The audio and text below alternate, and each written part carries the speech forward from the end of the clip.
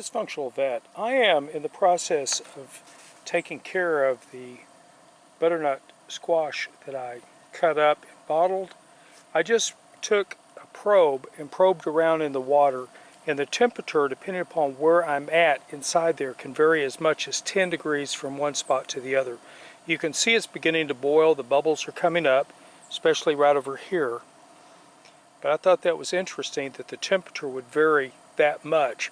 I guess that's based on the amount of thermal absorption taking place throughout these jars of butternut squash. The time, once it comes to a complete boil and it's vented steam for 10 minutes, it's a 90-minute cook time. So as you can see, it's underwater about anywhere from a half inch to an eighth of an inch.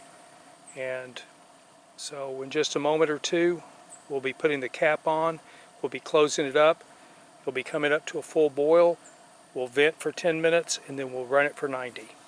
Dysfunctional vet out.